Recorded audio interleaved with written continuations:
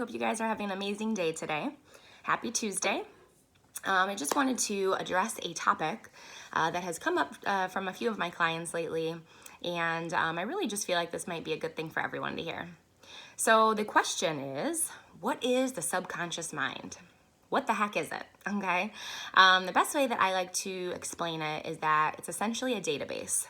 Okay, it's where we store all of our information, kind of like a computer in the way that we put different information in different folders on a computer, okay?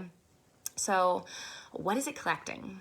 Literally everything, okay? So that's your thoughts, your beliefs, everything that you are skilled to do, okay? What you see and what you hear, and every experience you've ever had. And what happens is through life, we draw conclusions based on our experiences, and we store that information into our database to guide us in the future. But the problem is that these messages that we store are not always accurate. For example, what kind of message do you think you might get if you were rejected by someone you cared about? Okay, so we've all been through breakups. We've all had a situation where we maybe felt rejected. Okay, so think about the fact that if you had an instance like this, your subconscious mind, the first thing it's going to do, it's going to play detective, okay? So it's going to go through every file in your database, which is your mind, and it's going to try to find different memories that you've had, different experiences that also are relating to that theme of rejection. All right, so let's just say that maybe when you were younger, you had a best friend who essentially dumped you to hang out with the popular kids, okay? That seed of rejection that you had when you were younger begins to then come back to the surface when you're rejected later in life.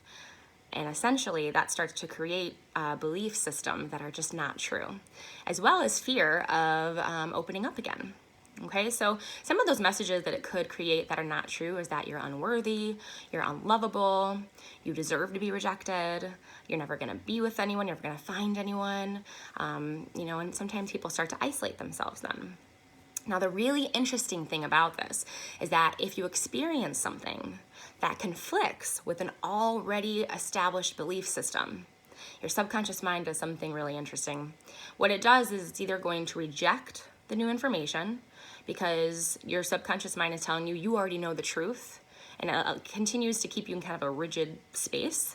So it either rejects it or it reframes it, okay? Because the information that we already have are called schemas. So those are kind of those folders, okay? So it's gonna find a place to put it, to reframe it and make sense for us, okay? So one of the things that I think is interesting that people don't think about is their environment, okay? And one of the biggest things that affects our subconscious mind is our environment. So remember, the subconscious is essentially absorbing like a sponge everything all the time, constantly drawing conclusions about your beliefs, all based on information. Okay, so if your environment that you're in is filled with negativity, the things that you're watching are negative, the things that you're listening to are negative, the people you live with are negative, the people you associate with are negative, okay? Imagine the kind of messages that are being absorbed into your mind.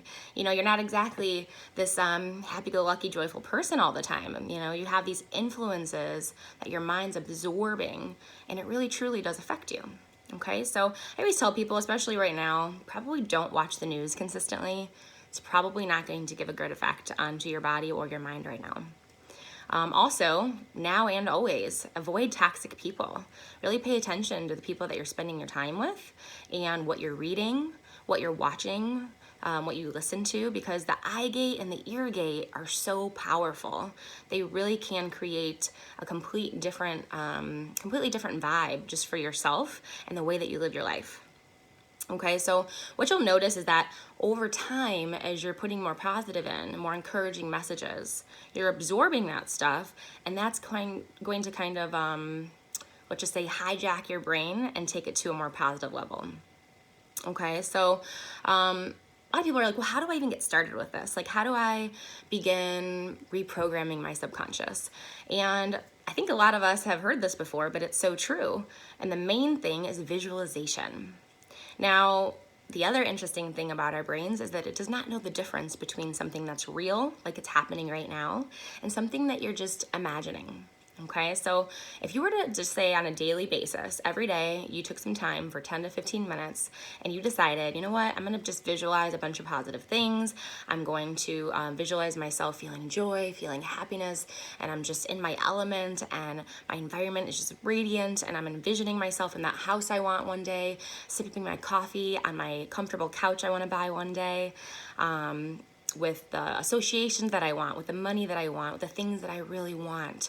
You know, you're allowing yourself to reprogram the way that you see yourself to somebody who is abundant, who is joyful, who is worthy, someone who actually does deserve love. So maybe it's imagining you and your future significant other embracing each other, or maybe you holding your future baby. But whatever it is, visualizing is so powerful.